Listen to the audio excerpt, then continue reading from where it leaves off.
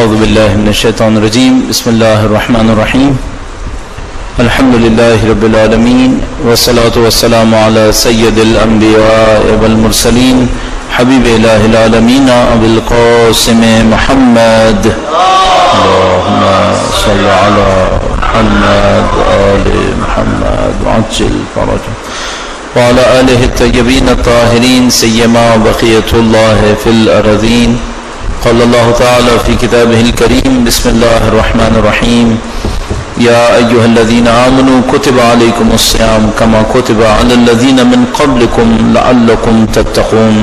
اہل بیت اطہار علیہ السلام کی عظمت پر اور ماہ قرآن ماہ رمضان کی آمد کے موقع پر خدا متعال کی توجہات کو حاصل کرنے کے لیے درود بھیجے گا محمد و آل محمد پر.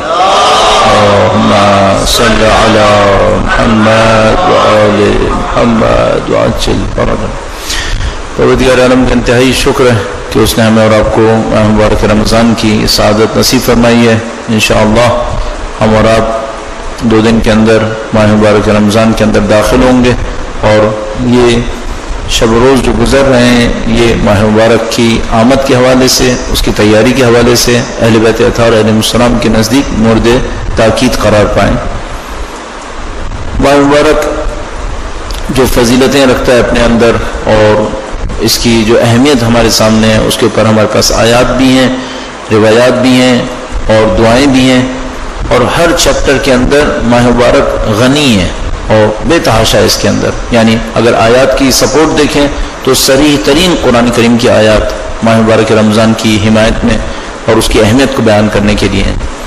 روایتیں دیکھیں تو ہزاروں روایتیں ہیں جو روزے کے اوپر ماہ مبارک کے اوپر اور اس کی اہمیت، اس کے طریقے، اس کے وجوب، اس کے انداز کو بیان کرنے کے لیے، جس میں سے کچھ پر انشاءاللہ ہم توجہ کریں گے.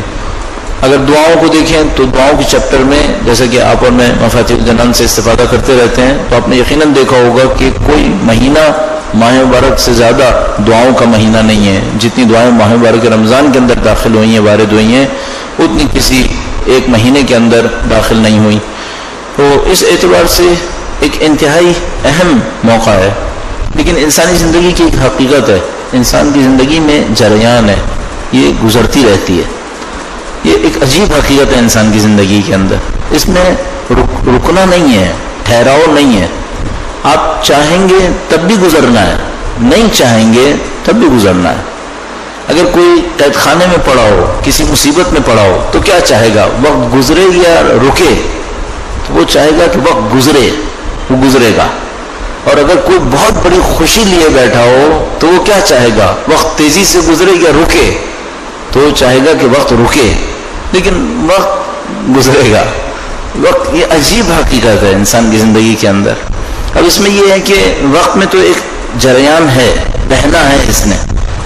آپ نے میں نے کیا استفادہ کیا، یہ مشکل ہے. اور یہ بھی ہم سب کو معلوم ہے کہ اگر روئے زمین کے اوپر 1 ارب انسان ہو، 6 ارب انسان ہو تو یہ 6 ارب طریقوں سے ایک ہی وقت سے استفادہ کریں گے. ہم سب ایک جیسے نہیں ہو سکتے. ہم سب کی معرفت میں فرق ہے، ہم سب کے ارادوں میں فرق ہے، ہمارے کردار میں فرق ہے اور ہمارے اس زمینے کے اوپر فرق ہے جس کے اوپر ہم نے یہ منزلیں، یہ گھر تعمیر کرنے. تو یہ ماہ مبارک رمضان بھی ایسا ہی ایک موقع ہے. یہ ایک جریان ہے. یہ 30 دن ہے، 29 دن ہے، ان سب نے گزر جانا ہے. کوئی اس سے ہٹ نہیں سکتا. مثلا جو کفر اور فسق کے اندر مبتلا ہیں، شرک کے اندر مبتلا ہیں، ان کے سامنے بھی ماہ مبارک رمضان آئے گا. اور جو دین مبین کے ماننے والے ہیں ان کے سامنے بھی آئے گا. جو ایمان کے کسی اعلیٰ مرتبے پر ہیں ان کے سامنے بھی ہے، جو نہیں ایمان کو مانتے ان کے سامنے بھی ہے. ہم سب ماہ مبارک میں کیا کریں گے، کیا استفادہ کریں گے، یہ سب سے اہم ہے. اور اس استفادے میں جو سب سے اہم عامل انجام دے گا، اثر دکھائے گا، وہ یہ ہوگا کہ ہمارا پرسپیکٹو کیا ہے، ہم کس انداز سے کسی چیز کو دیکھتے ہیں. مثال کے طور پر اگر کسی کے ہاتھ میں 1 کلو سونا ہو اور اس سونے کے اوپر کوئی کالا رنگ کیا ہوا ہو اور وہ نہ سمجھ پائے کہ یہ سونا ہے، تو اس کا جو پرسپیکٹو ہوگا وہ اس 1 کلو سونے کو مٹی کا ڈھیر سمجھے گا. اور کسی کے سامنے مٹی کا ڈھیر ہو اور اس کے اوپر سونے کی تلا چڑھا دی گئی، اس کے اوپر سونے کی کوئی تہ چڑھا دی گئی اور یوں دکھایا گیا کہ جیسے سونا ہے، تو وہ مٹی کو سونا سمجھے گا. تو حقیقت تک پہنچنا دور کی بات ہے، جو پرسپیکٹو آپ کا ہے، جس انداز میں آپ دیکھ رہے ہیں وہ بہت اہم ہے. آپ ماہ مبارک رمضان کو کس انداز میں دیکھ رہے ہیں یہ بہت اہم ہے. تو میرا اپنا خیال ہے ہم سب کے لیے یہ جو 2-3 دن ہوتے ہیں شروع کے ماہ مبارک رمضان سے پہلے، یہ اپنے پرسپیکٹو کے قبلے کو صحیح کرنے کے لیے بہت اہم ہے کہ اس سے پہلے کہ آپ مہینے میں داخل ہو جائیں اور اس نے بہت تیزی سے گزر جانا ہے، 25-30 دن جتنے بھی دن ہیں، اس سے پہلے آپ اپنے انداز کو صحیح کر لیں. آپ کو یہ پتا ہو کہ آپ کہاں جا رہے ہیں، آپ کو یہ پتا ہو آپ نے اس کو کیسے طے کرنا ہے. تو اس اعتبار سے شاید یہ 28 ماہ شعبان کی محفل بھی کوئی نہ کوئی فلسفہ رکھتی ہے، گرچہ ابھی سخت ہے، حالات خراب ہیں اور لوگوں کے ذہن میں یہ آئے گا کہ ٹھیک ہے ماہ مبارک رمضان میں آہستہ آہستہ داخل ہوں گے، پھر دیکھیں گے کیا کرنا ہے. لیکن بات کی سمجھ میں آتی ہے کہ شروع سے جو کچھ ہو جائے وہ بہت اہم ہے. اگر یہ نہ ہوتا تو ماہ مبارک سے 3 دن پہلے کے روزے اتنے اہم نہ ہوتے. کیوں اتنے اہم ہیں؟ گویا خدا بالکل واضح حکمت نظر آتی ہے. خدا چاہتا ہے ہم لوگ تیار ہو جائیں، ہم ریئلائز کر لیں، یقین کر لیں کہ ہم ماہ مبارک میں داخل ہو رہے ہیں.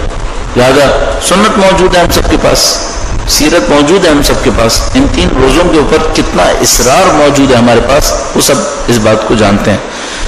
تو ہم شروع کرتے ہیں ماہ مبارک رمضان کے سلسلے میں چند روایات سے تبرکاً کہ انشاءاللہ خدا ان روایات کے صدقے میں ہمارے اور آپ کے دل کو اہل بیت کی نورانیت سے منور فرمائے انشاءاللہ، اور ماہ مبارک رمضان کی فضیلتوں سے مستفید ہونے کی سعادت نصیب فرمائے. اس رمضان کی برکتوں کو حاصل کرنے کے لیے درود بھیجے گا محمد و آل محمد صلی علی محمد آل محمد وعجل فرجهم.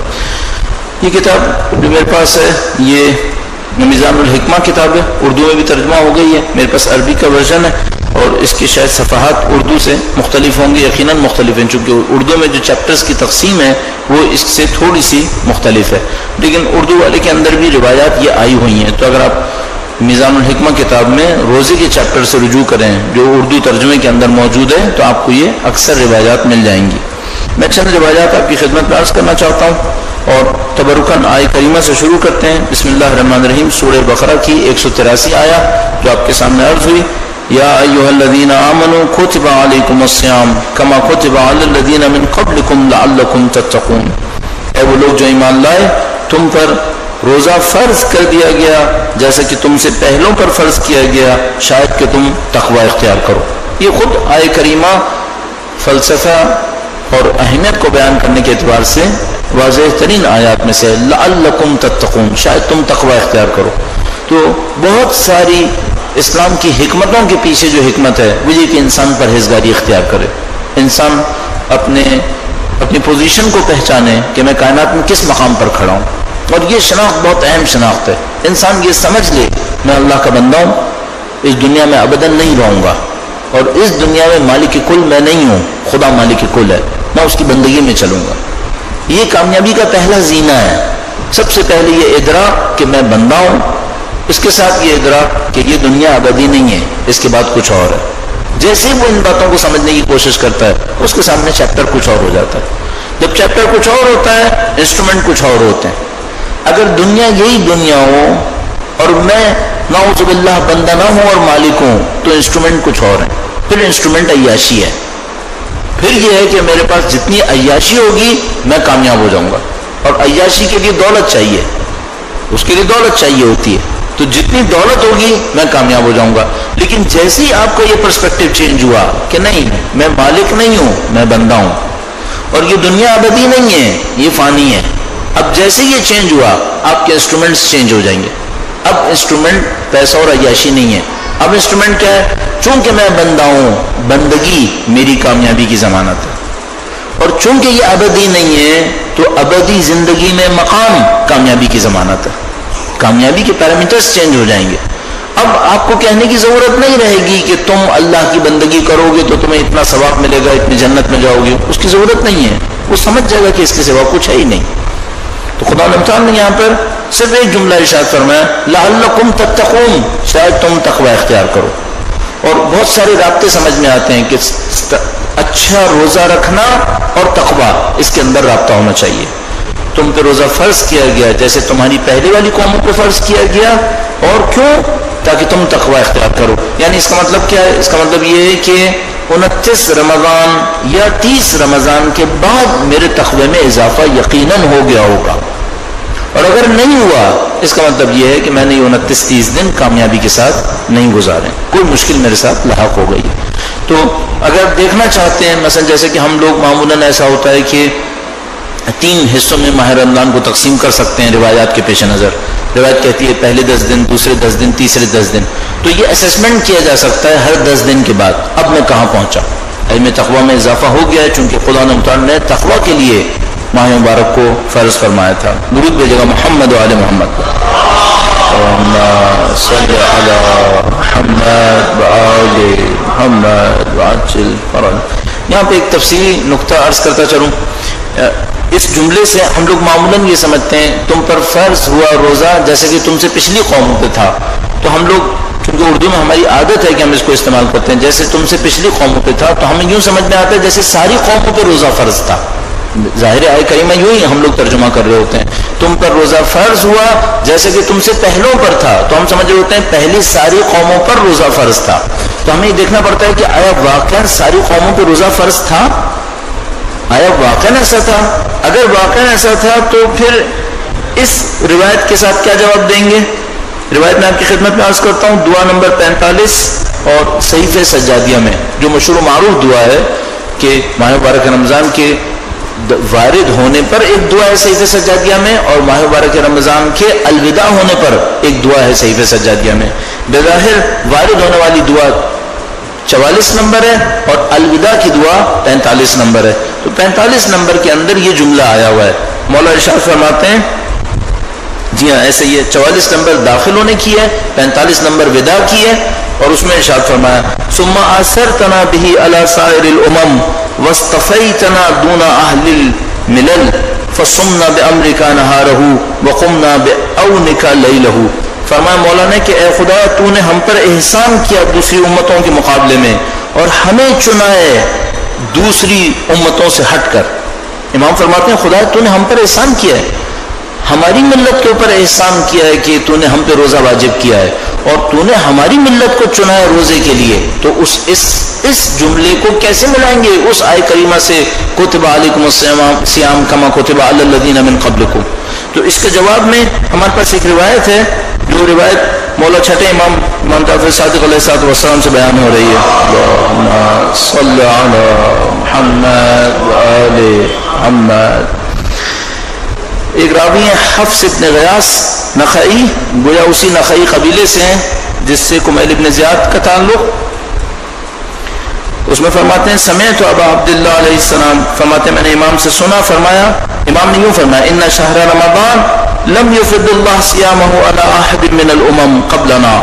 اللہ نے ہم سے پہلے کسی امت کے اوپر روزے کو واجب نہیں کیا تھا. فقلت له، پھر میں نے عرض کی فقول اللہ عز وجل، بس اللہ کا یہ قول یا ایھا الذین آمنوا کتب علیکم الصیام کما کتب علی الذین من قبلکم. قول امام نے ارشاد فرمایا انما فرض اللہ صیام شہر رمضان علی الانبیاء دون الامم. فرمایا اللہ نے ہم سے پہلے انبیاء پر واجب کیا تھا، امتوں پر واجب نہیں کیا تھا. ففضل اللہ به هذه الامه وجعل صيامه فرضا على رسول الله صلی اللہ علیہ وآلہ وعلى امته. بس اللہ نے فضیلت دی ہے اس امت کو اور اس کے بعد روزے کو واجب کیا اللہ کے رسول پر اور ان کی امت کے اوپر. پہلے خدا اس عبادت کو صرف انبیاء پر واجب کرتا تھا، امتوں پر واجب نہیں کرتا تھا. بس یہ جملہ ظاہر قرآن کریم نے فرمایا کتب علیکم الصیام کما کتب علی الذین من قبلکم، تم سے پہلوں پر واجب تھا لیکن تم سے پہلے امتوں پر واجب نہیں تھا. یہ جو ہمارے ترجمے میں آ جاتا ہے کہ تم سے پہلے کی امتوں پہ بھی واجب تھا، شاید یہ مناسب ترجمہ نہیں ہوگا. پھر تم پہلے انبیاء کے اوپر واجب تھا اس روایت کے مطابق، اور اس کے بعد پہلی دفعہ امت کے اوپر واجب ہو گیا، اور وہ امت ختم مرتبت محمد مصطفیٰ صلی اللہ علیہ وآلہ وسلم کی. اللہم صلی علی محمد آل محمد وعجل پر. اور اس روایت میں کوئی شک یا تردید نہیں ہو پائے گی. اس کی وجہ میں نے عرض کیا کہ صحیفہ سجادیہ میں جو دعا نمبر 45 کا جملہ ہے وہ اس کی تائید کر رہا ہے کہ امام فرماتے ہیں خدا تو نے ہماری امت کا انتخاب کیا ہے. تو اگر کوئی یہ کہے کہ بھائی یہ روایت قبول نہیں ہے، روایت ضعیف ہے، تو صحیفے سجادے کی دعا کے بارے میں کیا کہہ سکتے ہیں؟ ظاہر ہے کہ اس کو ہمیں قبول کرنا ہوگا۔ بظاہر یہ تفسیر صحیح تفسیر لگتی ہے کہ پہلے صرف انبیاء پہ واجب تھا اور پہلی دفعہ امتوں کے اوپر واجب ہوا، امت کے اوپر واجب ہوا۔ اس کے بعد چند روایات آپ کی خدمت میں عرض کرنا چاہوں گا کہ جس میں ہم ماہ مبارک رمضان کی حیثیت کو سمجھنے کی کوشش کریں۔ فلسفہ روزہ، فلسفہ روزہ کے اوپر بہت ساری روایات بیان کی گئی ہیں اور اس میں بہت ساری موارد کی طرف اشارہ کیا گیا ہے، کئی فلسفے بیان کیے جاتے ہیں۔ اس میں 2-3 فلسفے بہت واضح ہیں۔ پہلا فلسفہ جو مجھے یاد ہے کہ ہم لوگ جب پرائمری اسکول سے پڑھتے تھے اور اس میں روزے کے بارے میں آتا تھا تو یہ یقیناً یہ جملہ ہم لوگوں کو لکھنا ہوتا تھا کہیں نہ کہیں، تاکہ امیروں کو پتہ چلے کہ غریبوں پر کیا بیتتی ہے۔ اچھا یہ جملہ صحیح ہے، ظاہر ہے کہ بالکل صحیح جملہ ہے، سالڈ ہے، روایت میں اس کا اثر ہے اور روایت نے اس کو بہت دلیل کے ساتھ بیان فرمایا کہ اما العلت فی الصیام فیستوی بہ الغنی والفقیر، صیام کی علت میں سے ہے کہ غنی اور فقیر برابر ہو جائیں، وذلک لان الغنی لم یکن لیجد مس الصوم، اس کی وجہ یہ ہے کہ غنی نے تو کبھی بھوک کا مزہ چکھا ہی نہیں ہے، تو خدا نے چاہا ہے کہ غنی بھوک کا مزہ چکھے، اس کو پتہ تو چلے کہ بیچارے کے اوپر کیا بیتتی ہے جو بھوک کے اندر مبتلا ہو جاتا ہے۔ فیرحم الفقیر، تاکہ وہ فقیر کے اوپر رحم کرے، لأن الغنی کلما اراد شیئا قدر علیہ، چونکہ غنی جب بھی کسی چیز کا ارادہ کرتا ہے اس کو مل جاتی ہے، اس کے پاس طاقت ہوتی ہے۔ فاراد اللہ عز وجل ان یسوی بین خلقہ، بس اللہ نے ارادہ کیا کہ وہ اپنی مخلوقات کے درمیان برابری کرے، اور وَأَن يُذِيقَ الْغَنِيَ مَسَّ الْجُوعِ وَالْأَلَمِ، اس نے چاہا کہ غنی کو بھی بھوک اور درد کا مزہ چکھائے۔ درود بھیجے گا محمد و آل محمد کا، صلی علی محمد و آل محمد عجل فرج۔ اچھا اب یہاں پر یہ ہے کہ آیا اس کو اسی حد میں رکھا جائے کہ مثلا غنی کو پتہ چلے کہ فقیر پہ کیا بیتتی ہے؟ تو میں نے پہلے بھی آپ کی خدمت میں شاید کئی دفعہ عرض کیا ہو کہ ہم کسی بھی عبادت کی مصلحت کو ایک نقطے کے اوپر نہیں روک سکتے، اس میں بہت ساری مصلحتیں ہوتی ہیں، ایک مصلحت یہ ہوتی ہے، ورنہ فرض فرمائیے کبھی خدا نے متعلق نظام عدل نافذ ہو جائے اور انشاءاللہ وجود مقدس امام کی تشریف آوری کے بعد وہ نظام عدل نافذ ہوگا، ظہور امام میں تعجیل کے لیے درود بھیجے محمد و آل محمد پر، محمد و آل محمد عجل فرجہ۔ پہلا دن ہے، آرگنائزرز کو بھی بہت ساری چیزیں پہلے دن پتہ چلتی ہیں، گرچہ ماہر ہو چکے ہوتے ہیں، ظاہر ہے یہ پہلی دفعہ پروگرام تھوڑی ہو رہا ہے، لیکن پھر بھی پہلے دن کچھ چیزیں ہو رہی ہوتی ہیں، بالکل ہم سب کے ساتھ ایسا ہی ہوتا ہے، تو وہ چلتا رہے گا، کوئی مسئلہ نہیں ہے۔ تو ہر عبادت کی بہت ساری مصلحتیں ہوتی ہیں، ایک مصلحت یہ ہوتی ہے، اور میں نے عرض کیا کہ یہ مصلحت دائمی نہیں ہے، یہ مصلحت جو ہے وہ جز وقتی ہو سکتی ہے، اس کی وجہ یہ کہ جب اللہ کا نظام عدل نافذ ہو جائے گا تب امید قوی یہ ہے کہ کوئی بھوکا نہیں رہے گا، کوئی مثلا ایسا بھوکا نہیں ہوگا سوسائٹی کے اندر کہ جس کے پاس کھانے کو نہ ہو۔ ہمارے پاس روایت، ایک عجیب روایت موجود ہے، تقریباً 98 ہجرہ میں عمر بن عبدالعزیز کی حکومت بنی ہے، 98 ہجرہ کے قریب۔ عمر بن عبدالعزیز جو تھا وہ جیسے کہ معلوم ہے بنی امیہ کا دور ہے، بنی امیہ کا دور 40 ہجرہ سے لے کے 132 تک رہا ہے، اس میں 98 ہجرہ میں عمر بن عبدالعزیز کا دور آیا، اور عمر بن عبدالعزیز نسبتاً بنی امیہ کے مقابلے میں ایک ایکسیپشنل فیگر تھی کہ اس نے تھوڑی چیزوں میں کسی حد تک بہتری لانے کی کوشش کی۔ تو اس نے بہتری یہ کی کہ مدینے میں زکوٰۃ کے نظام کو بہتر کر دیا، مدینے میں زکوٰۃ کے نظام کو بہتر کیا، اپنے علاقوں کے اندر زکوٰۃ کا نظام بہتر کیا۔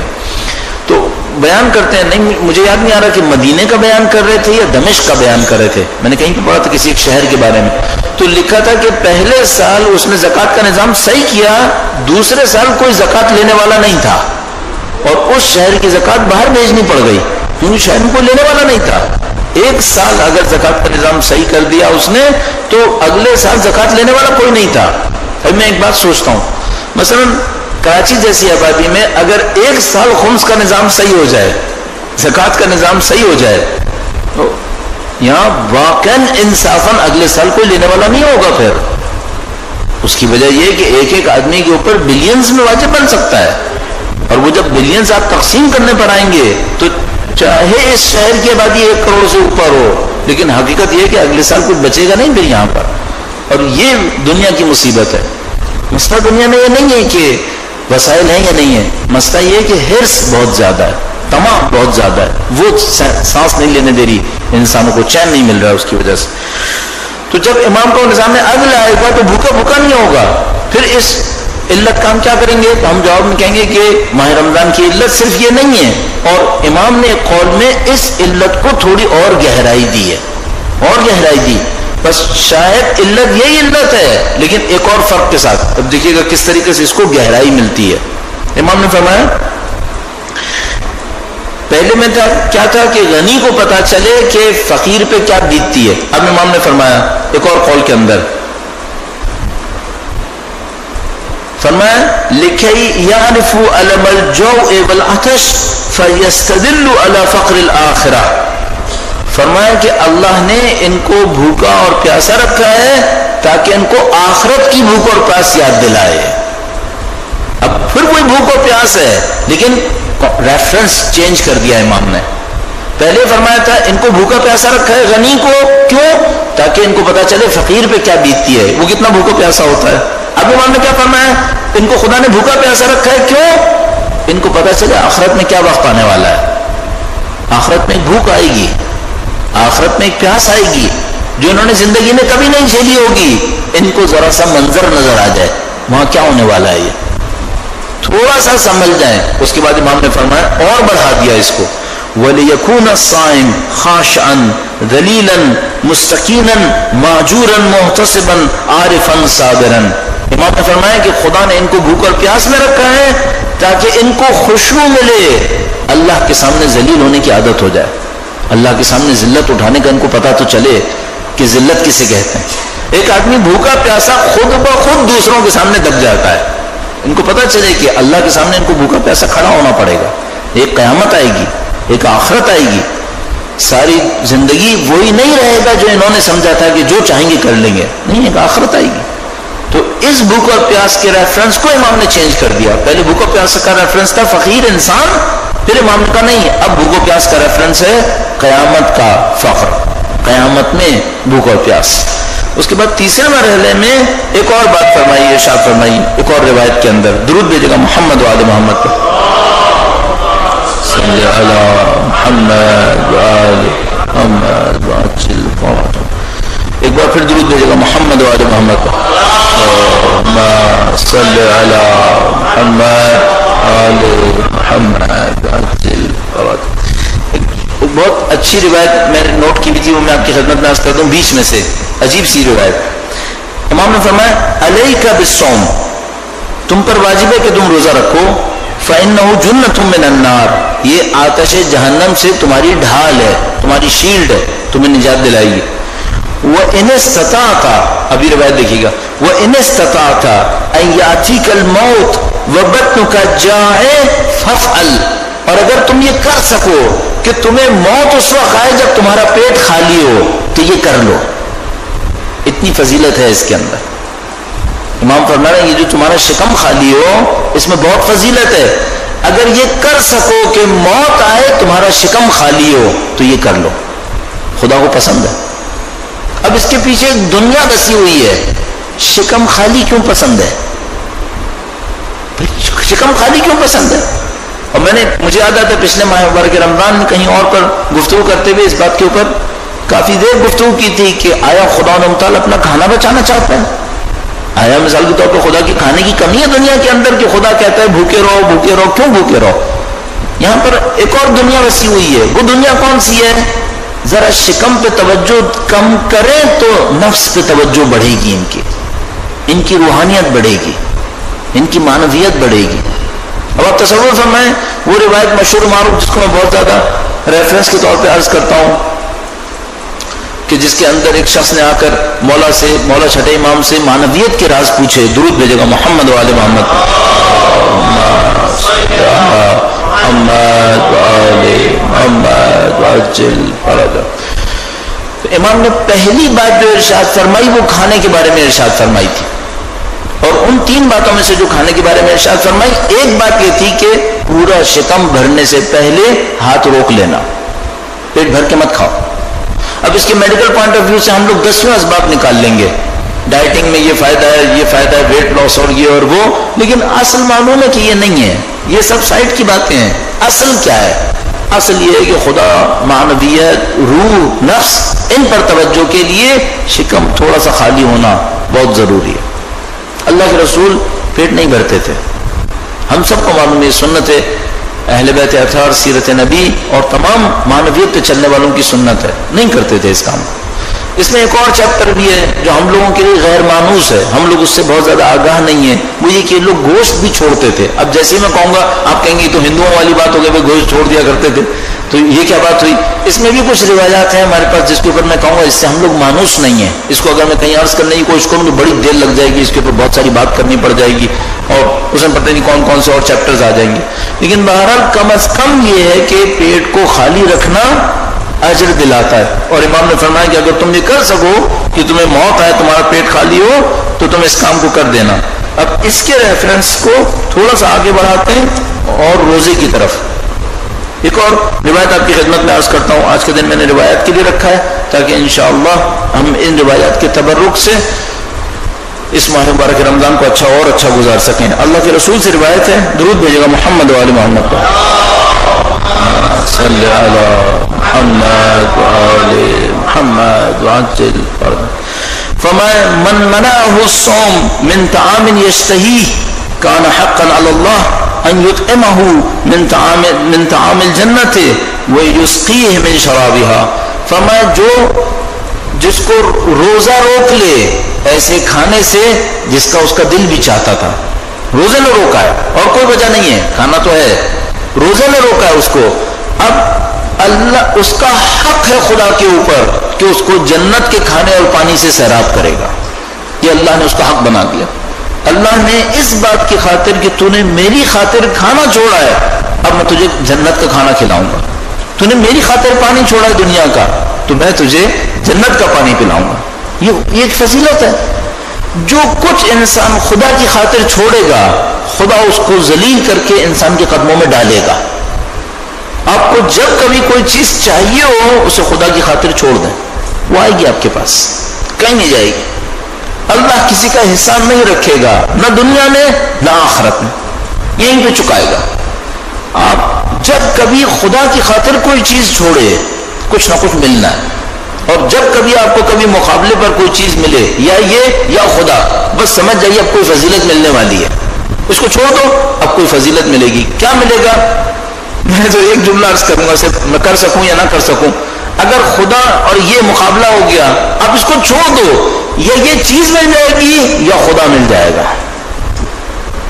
دونوں خدا نہیں چھوڑے گا، یا وہ چیز دے دے گا اگر بڑے تڑپ رہے تھے چیز کے لیے، یا کہے گا یہ چیز بھی نہیں دیتا میں تجھے اپنا وجود دوں گا۔ اب اگر ایک جملہ میں ذرا سا کربلا کے اوپر عطف کر لوں، اگر خدا نے سید الشہداء سے علی اکبر لیا ہے تو علی اکبر سے بڑھ کر کچھ دیا ہوگا، ورنہ علی اکبر کو کیوں لیتا؟ علی اکبر جیسی نعمت خدا نے خود سید الشہداء کو دی تھی، تو اگر یہ نعمت دی ہے تو کچھ دیا ہے، اور جو کچھ دیا ہے وہ دنیا شاہد ہے، ابھی اب پوری دنیا یا حسین کر رہی ہے، یہ سب ہے، یہ دنیا ایسے ہی ہے، جہاں کہیں مقابلے پر کوئی چیز ہے، خدا پانی اور کھانے کو نہیں چھوڑتا، تو عزت اور احترام کو چھوڑے گا کیا؟ اگر آپ نے خدا کی خاطر میں احترام چھوڑوا دیا، کہا ٹھیک ہے میں خدا کی خاطر ظاہری ذلت لینے کو تیار ہوں، تو خدا پانی اور کھانے کو نہیں چھوڑتا ہے، بڑی بڑی چیزیں چھوڑے گا۔ اگر میں خدا کی خاطر جان دے دوں پھر تو جو خدا کھانے اور پانی پر جنت کا کھانا اور پانی دیتا ہے وہ جان دینے پہ کیا دے گا؟ وہ جنت سے بڑھ کر کچھ دے گا۔ پھر یہ شہید کا مقام آ جاتا ہے، شہید نے کھانا نہیں چھوڑا ہے، پانی نہیں چھوڑا ہے، دولت نہیں چھوڑی ہے، عزت احترام نہیں چھوڑی، شہید نے جان چھوڑ دی ہے، جان دے دی، اس نے سب کچھ قربان کر دیا۔ اب خدا اس کے بدلے میں صرف جنت کے باغ نہیں دے گا، جنت کے پھل نہیں دے گا، کچھ اور دے گا، کچھ اور دے، اس کا مقام بلند ہو گیا۔ شہداء کی عظمت پر درود بھیجے محمد و آل محمد، صلی علی محمد و آل محمد وعجل فرج۔ البتہ ظاہر ہے ہم سب لوگ جانتے ہیں کہ سب کے روزے ایک جیسے نہیں ہو سکتے، سب کے روزے جیسے نہیں ہوں گے، میں ایک روزہ رکھوں گا، کوئی اور بافضیلت شخص کچھ اور روزہ رکھے گا، اور اس کے اوپر بہت ساری روایتیں ہیں. مثلا ایک روایت میں ارشاد فرمایا کہ رب صائم حظہ من صیامہ الجوع والعطش، کتنے روزے رکھنے والے ہیں جن کو جو کچھ نصیب ہوگا وہ بھوک اور پیاس کے سوا کچھ نہیں ہوگا. تو اس مطلب کے اوپر بہت ساری روایات ہیں، اور ان سے ہم منتقل ہوتے ہیں روزے کے درجات کے اوپر کہ روزے کے درجات کون کون سے درجات ہو سکتے ہیں.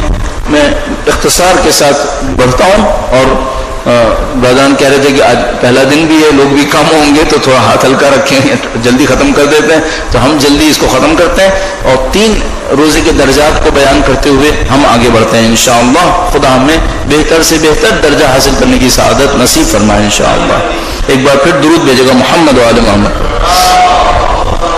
صلی اللہ محمد وآل محمد وعجل. اور ایک روایت ہے ہمارے پاس مولا امیر المومنین سے ہے اور کتاب غرر الحکم میں ہے. میں خیال میں غرر الحکم کا ترجمہ ہوا ہے اردو میں تجلیات حکمت کے نام سے. غرر الحکم بہت نفیس کتاب ہے، مختصر بھی ہے اور اقوال بھی بہت چھوٹے چھوٹے سے ہیں لیکن بھرپور معنی سے بھرپور اقوال.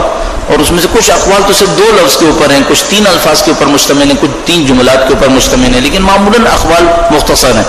غرر الحکم کے اندر ایک قول مولا امیر المومنین کا بیان ہوا ہے، اس میں روزے کے 3 مراحل بیان کیے ہیں. پہلے قول میں آپ کی خدمت میں عرض کر دوں. امام نے فرمایا کہ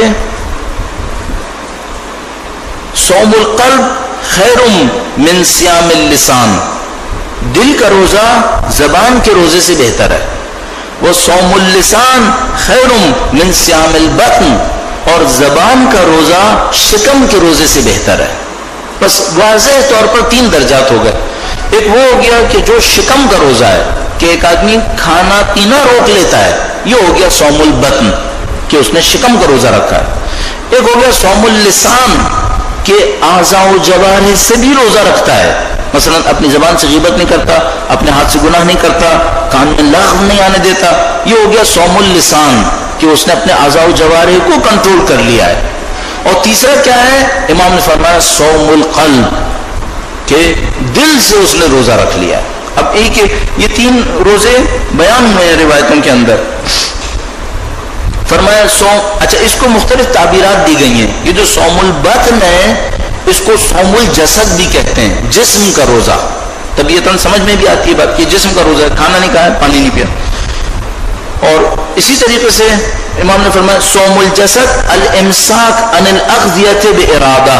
فرمایا جسد کا روزہ یہ ہے، بطن جس کو ہم اس روایت کے اندر بطن کا روزہ کہا، پیٹ کا روزہ کہا. فرمایا پیٹ کا روزہ ہے، جسم کا روزہ یہ ہے کہ انسان اپنے ارادے سے کھانے سے امساک کر لیتا ہے. امساک یعنی چھوڑ دینا، ترک کر دینا، کھانے کو ترک کر دیتا ہے. بارادۃ باختیار خوفا من العقاب ورغبۃ فی الثواب. اس کو عذاب کا خوف ہوتا ہے اور اجر کی رغبت ہوتی ہے اس کے اندر.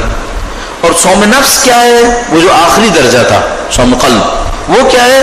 امساک الحواس، بیچ کا جو درجہ تھا، بیچ کا درجہ کیا تھا جس کو پچھلی روایت کے اندر صوم اللسان کہا تھا.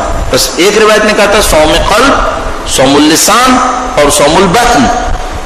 جو بطن تھا وہ کیا تھا؟ کھانے پینے کو چھوڑ دینا. صوم اللسان کیا ہے؟ امام فرما رہے ہیں امساک الحواس الخمس عن سائر المعاصم، اپنے 5 حواس خمسہ کو گناہوں سے بچا کے رکھنا. صوم اللسان یہ ہو گیا کہ آپ اپنے جتنے بھی حواس خمسہ ہیں، 5 آپ کے پاس حواس خمسہ، ظاہر ہے حواس خمس بھی کہہ رہا ہوں اور 5 بھی کہہ رہا ہوں، خمس کا مطلب خود 5 ہے.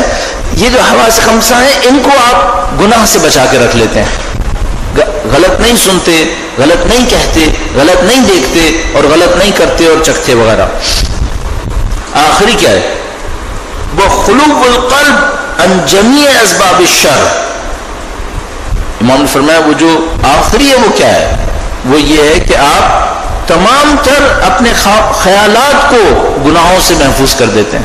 تمام تر خیالات کے اندر اپنے آپ کو پاکیزہ کرنے کی کوشش کرتے ہیں. تو یہ صوم القلب ہو گیا. تو صوم القلب کیا ہو گیا؟ وہ یہ کہ آپ اپنے خیالات کو بھی پاکیزہ کر لیتے ہیں. کسی کے لیے برائی مت سوچیں، سب کے لیے اچھائی سوچیں. کسی کے لیے غلط منصوبہ مت بنائیں، اچھائی کا منصوبہ بنائیں. تو جب آپ میں اور آپ اپنے خیالات کو بھی کنٹرول کر لیتے ہیں تو یہ ہم صوم القلب کے اندر داخل ہو جاتے ہیں. بس 3 لیولز ہمارے پاس آ گئے. ایک جسم کا روزہ ہے جس کے اندر ہم پیٹ کو محفوظ کرتے ہیں, ایک ہوا سے خمسہ کا روزہ ہے, اور تیسرا افکار کا روزہ ہے, خیالات کا روزہ ہے. اور اس کو میں نے آپ کی خدمت میں عرض کر دیا.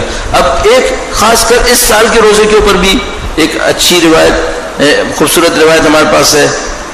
ظاہر ہے کہ اس سال جولائی کے اندر روزہ پڑ رہا ہے, اور ویسے کراچی جولائی کے لیے بہت اچھا ہے. یعنی کراچی میں جب جون میں پڑے, مئی جون میں پڑے, تب آفت ہے, ٹھیک ٹھاک مسئلہ ہے. لیکن جولائی کا سیزن اچھا ہے. لیکن بہرحال ہے گرمی کا دور, گرمی کا دور.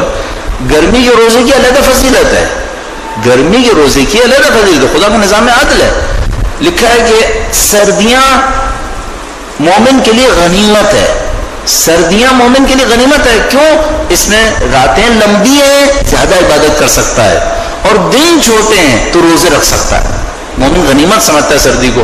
اچھا, اگر گرمی آ جائے اور اب روزہ رکھنا ہے, اب خدا کیا کہتا ہے؟ روایت دیکھیے گا, مولا چھٹے امام سے روایت آپ کی خدمت میں عرض کرتا ہوں. درود بھیجے گا محمد و آل محمد پر.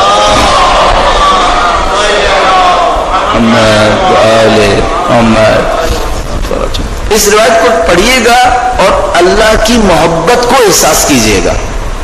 ذرا دیکھیے گا روایت کیسی ہے, اور اللہ کی محبت کیسی اپنے بندے کے لیے. میں پیاسا ہوں, خدا کو نہیں پتا کہ میں پیاسا ہوں. میں بھوکا ہوں, خدا کو نہیں پتا کہ میں بھوکا ہوں. اب ذرا دیکھیے خدا فرمایا کیا ہے. فَمَن مَنْ صَامَ لِلَّهِ عَزَّ وَجَلَّ يَوْمًا فِي شِدَّةِ الْحَرِّ فَأَصَابَهُ دَمَعٌ, جو اللہ کی خاطر شدید گرمی میں روزہ رکھے, فَأَصَابَهُ دَمَعٌ, بس اس کو پیاس لگے.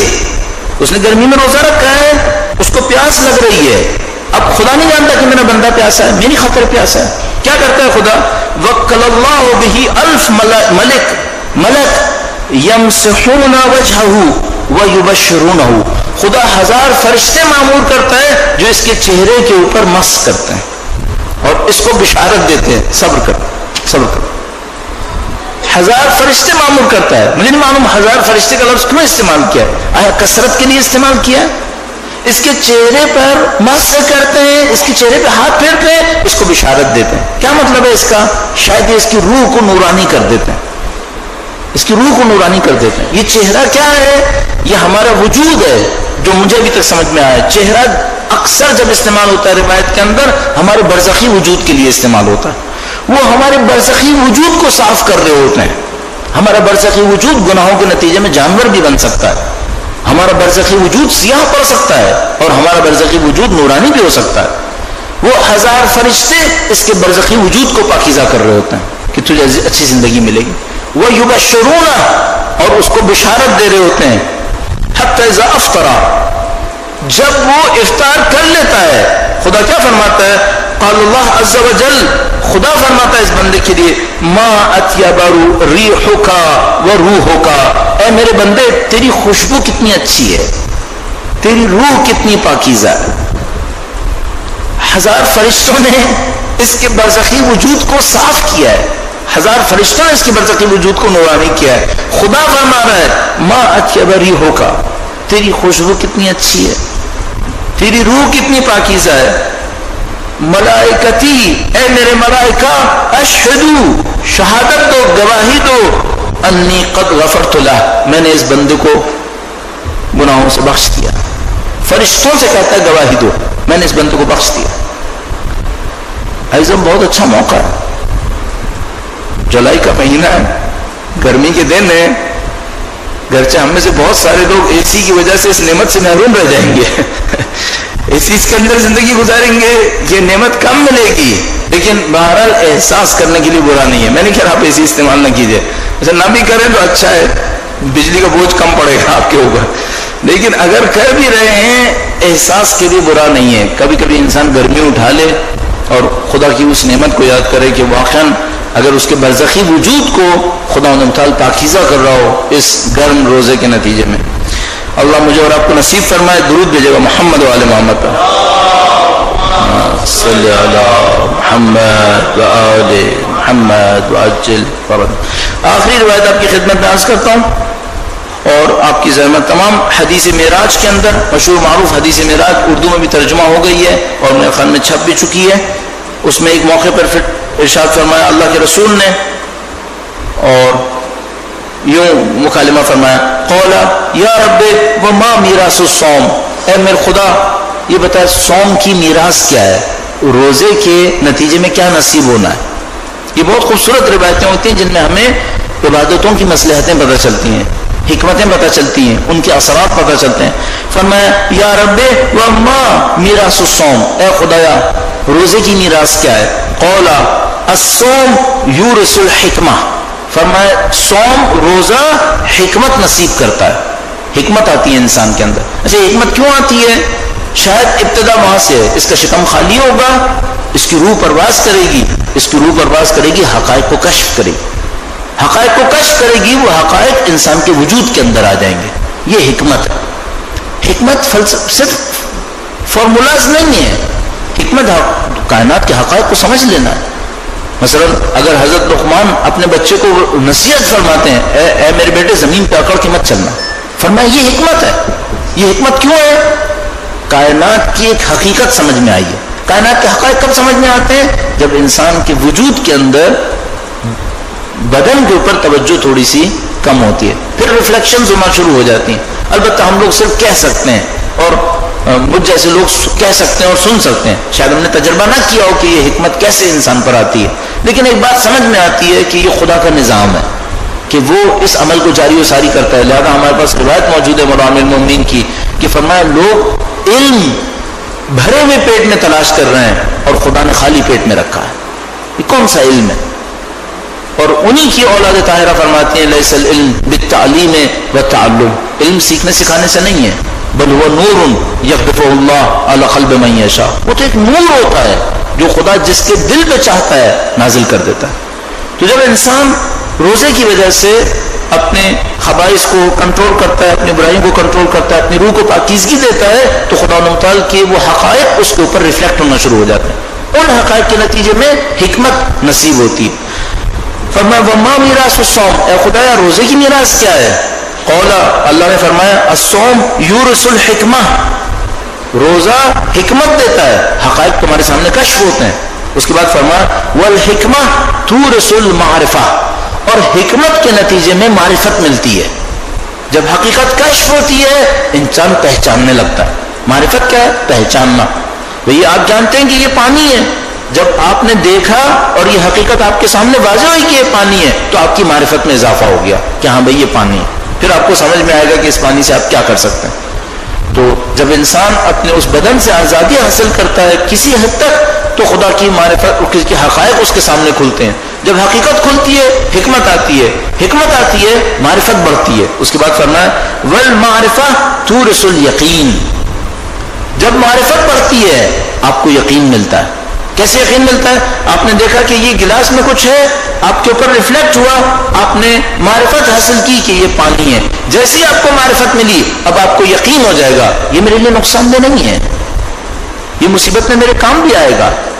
جیسے ہی خدا کی حقیقت کھلتی ہے ایک حکمت ملتی ہے، حکمت کے نتیجے میں معرفت ملتی ہے، میں خدا کو پہچاننے لگتا ہوں۔ جیسے ہی خدا کو پہچانتا ہوں مجھے یقین مل جاتا ہے۔ وہ یقین کیا ملتا ہے؟ خدا پہ بھروسہ کر سکتا ہوں، خدا ہی سب کچھ ہے، یقین نصیب ہوتا ہے۔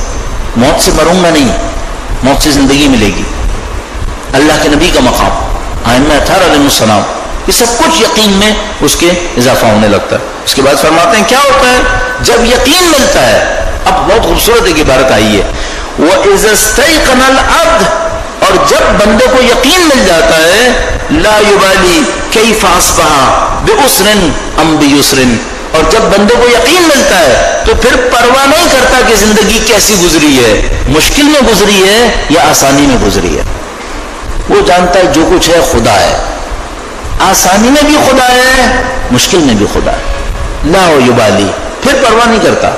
اب ہم سمجھ سکتے ہیں میں سمے تمار کو پرواہ نہیں ہے 2 دن گزاروں یا 2 سال گزاروں، کیسے بھی گزاروں، یقین آ گیا ہے، معاملہ ختم ہو گیا ہے، اب پرواہ نہیں ہے کہ زندگی کیا ہے، ادھر ہے یا ادھر ہے، اس دنیا میں رہنا ہے یا اس دنیا سے چلے جانا ہے، یہ یقین ہے۔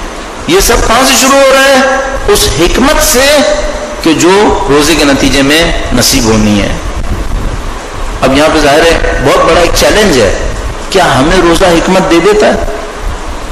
کیا ہمیں حکمت سے معرفت ملتی ہے؟ کیا معرفت سے ہمارے یقین میں اضافہ ہوتا ہے؟ اگر یہ سب چاہیے تو ہمیں روزے کو اور بہتر کرنا ہوگا، روزے پہ محنت کرنی پڑے گی. یہ روزہ بہتر کیسے ہوگا، اس پہ ہم محنت کریں. پھر وہ داستان پھر سامنے آ جائے گی، وہی ہمارے سامنے گفتگو کہ روزہ 3 قسم کا ہے. ایک جسم کا روزہ ہے، اور ایک بطن کا روزہ، ایک زبان کا روزہ، اور ایک قلب کا روزہ. ان کے اوپر محنت کریں گے انشاءاللہ روزے کے ان فوائد کو ہم لوگ حاصل کر پائیں گے. پروردگار سے دعا کرتے ہیں، پاک پروردگار اس ماہ مبارک رمضان کے اندر تزکیہ نفس نصیب فرما. اے پاک پروردگار تجھے واسطہ محمد و آل محمد کا اس ماہ مبارک رمضان کے اندر جو تیری حسب منشا ہے ویسا روزہ رکھنے کی سعادت نصیب فرما. اے پاک پروردگار مومنین مشکلات کے اندر ہیں، ماہ مبارک رمضان ہے، تجھے واسطہ محمد و آل محمد کا مومنین کی مشکلات کو برطرف فرما. اے پاک پروردگار دنیا تیری حجت کے منتظر ہے. پاک پروردگار خدا عمدہ تجھے واسطہ اہل بیت اطہار علیہ السلام کی عظمت کا اس ظہور مبارک کا دن دیکھنا نصیب فرما. ہمیں ہماری اولادوں کو ان کی نصرت کی سعادت نصیب فرما اور اس راہ میں شہادت نصیب فرما. ربنا تقبل منا انک انت العزیز الحکیم بجاہ محمد وآلہ الطاہرین. یہ ایک عجیب حقیقت ہے انسان کی زندگی کے اندر، اس میں رکنا نہیں ہے، ٹھہراؤ نہیں ہے. آپ چاہیں گے تب بھی گزرنا ہے، نہیں چاہیں گے تب بھی گزرنا ہے. اگر کوئی قید خانے میں پڑا ہو، کسی مصیبت میں پڑا ہو تو کیا چاہے گا، وقت گزرے یا رکے؟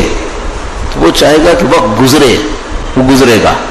اور اگر کوئی بہت بڑی خوشی لیے بیٹھا ہو تو وہ کیا چاہے گا، وقت تیزی سے گزرے یا رکے؟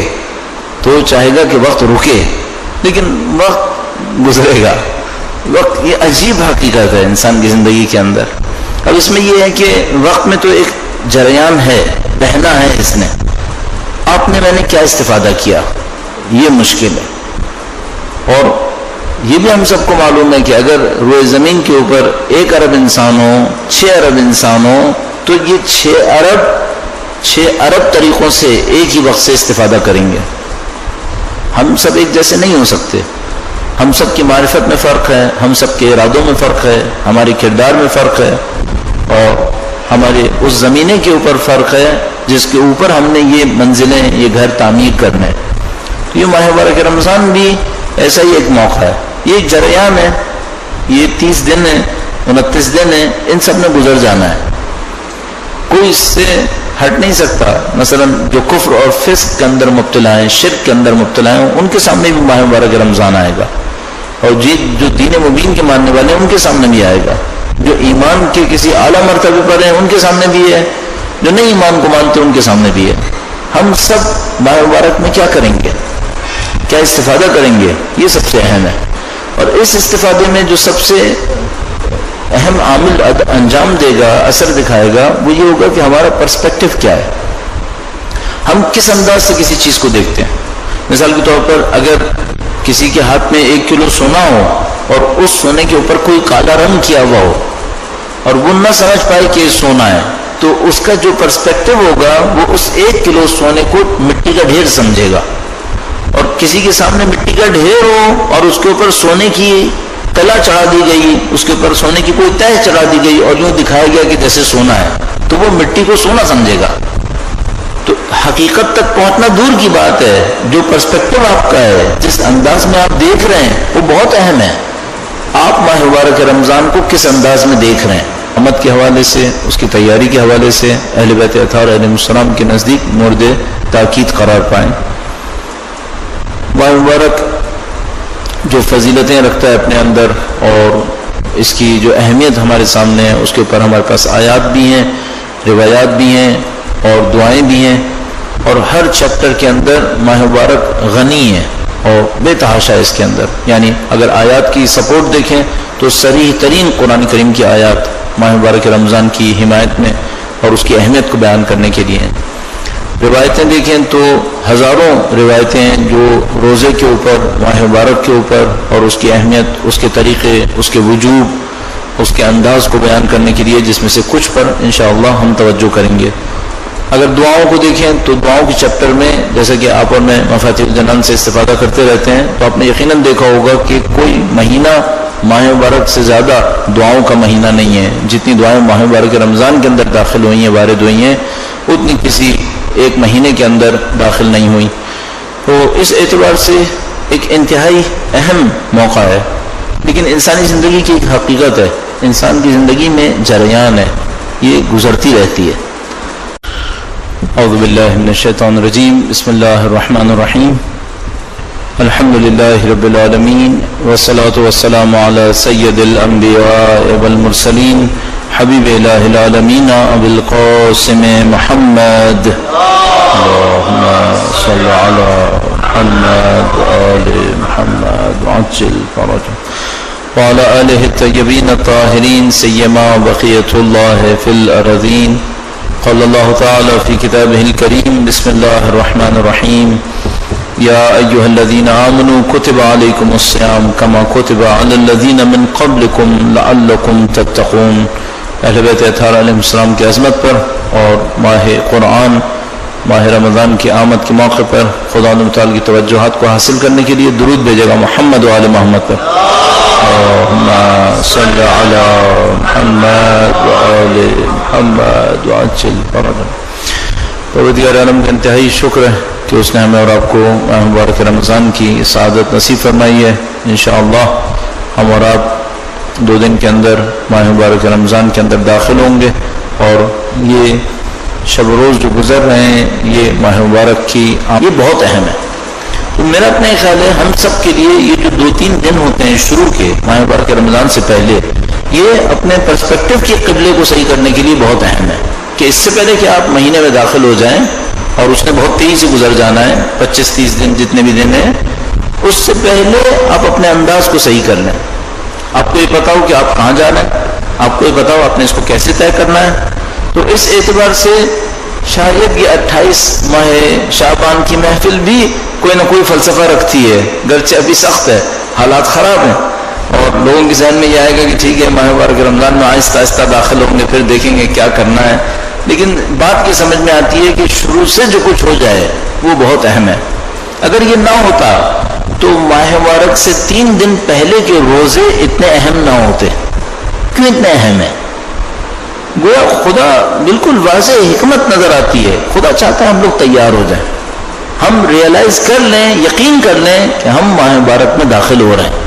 لہذا سنت موجود ہے ہم سب کے پاس، سیرت موجود ہے ہم سب کے پاس، ان 3 روزوں کے اوپر کتنا اصرار موجود ہے ہمارے پاس، وہ سب اس بات کو جانتے ہیں۔ تو ہم شروع کرتے ہیں۔